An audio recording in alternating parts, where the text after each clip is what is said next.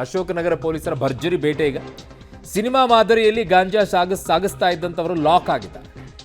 Srikanth, Muniraju, Chandrakant, Balakrishna arrest ಆಗಿರೋದು.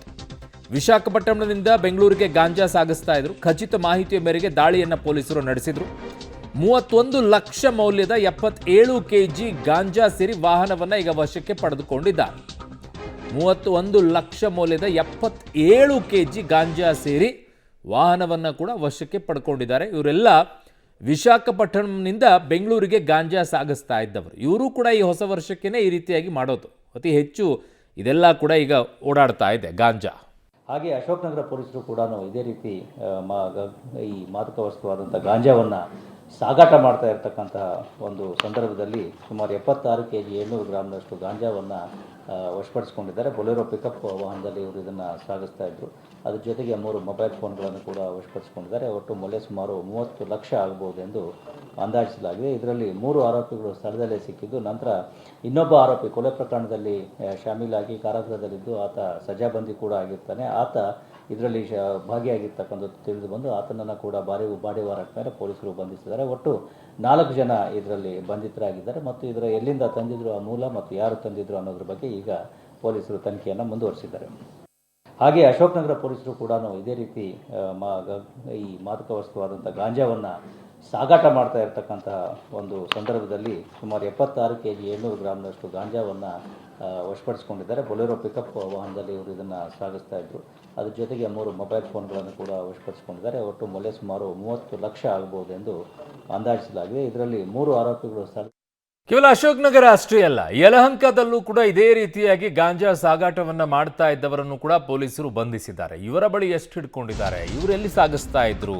ಯಲಹಂಕ ಪೊಲೀಸರ ಭರ್ಜರಿ ಕಾರ್ಯಾಚರಣೆ ಈಗ ಹೊಸ ವರ್ಷಕ್ಕೆ ಕಿಕ್ಕೇರಿಸೋಕೆ ರೆಡಿ ಆಗ್ತಾ ಇದ್ದಂತಹ ಗಾಂಜಾನ ಸೀಸ್ ಮಾಡಿದ್ದಾರೆ. ಒಂದು ಟ್ರಕ್ ಅಂತೆ ಇನೋವಾ ಕಾರಿನಲ್ಲಿ ಗಾಂಜಾ ಸಾಗಿಸ್ತಾ ಇದ್ದ 4ವರನ್ನ ಈಗ ಬಂಧಿಸಿದ್ದಾರೆ.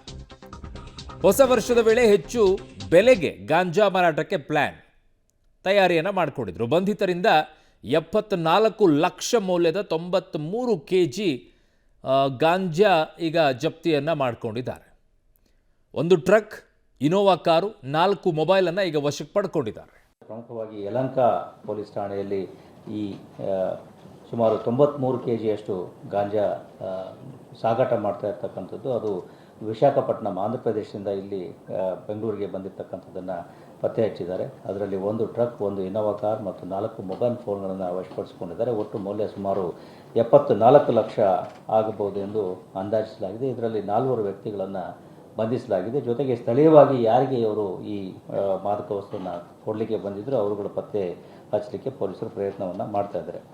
ಪ್ರಮುಖವಾಗಿ ಯಲಹಂಕ ಪೊಲೀಸ್ ಠಾಣೆಯಲ್ಲಿ ಈ ಸುಮಾರು 93 ಕೆಜಿಯಷ್ಟು ಗಾಂಜಾ ಸಾಗಾಟ ಮಾಡ್ತಾ ಇರ್ತಕ್ಕಂಥದ್ದು. ಅದು ವಿಶಾಖಪಟ್ಟಣಂ, ಆಂಧ್ರ ಪ್ರದೇಶದಿಂದ ಇಲ್ಲಿ ಬೆಂಗಳೂರಿಗೆ ಬಂದಿರತಕ್ಕಂಥದ್ದನ್ನು ಪತ್ತೆ ಹಚ್ಚಿದ್ದಾರೆ. ಅದರಲ್ಲಿ 1 ಟ್ರಕ್, 1 ಇನೋವಾ ಕಾರ್ ಮತ್ತು 4 ಮೊಬೈಲ್ ಫೋನ್ಗಳನ್ನು ವಶಪಡಿಸಿಕೊಂಡಿದ್ದಾರೆ. ಒಟ್ಟು ಮೌಲ್ಯ ಸುಮಾರು 74 ಲಕ್ಷ ಆಗಬಹುದು ಎಂದು ಅಂದಾಜಿಸಲಾಗಿದೆ. ಇದರಲ್ಲಿ 4 ವ್ಯಕ್ತಿಗಳನ್ನು ಬಂಧಿಸಲಾಗಿದೆ. ಜೊತೆಗೆ ಸ್ಥಳೀಯವಾಗಿ ಯಾರಿಗೆ ಇವರು ಈ ಮಾದಕ ವಸ್ತುವನ್ನು ಕೊಡಲಿಕ್ಕೆ ಬಂದಿದ್ದರು ಅವರುಗಳು ಪತ್ತೆ ಹಚ್ಚಲಿಕ್ಕೆ ಪೊಲೀಸರು ಪ್ರಯತ್ನವನ್ನು ಮಾಡ್ತಾ ಇದ್ದಾರೆ.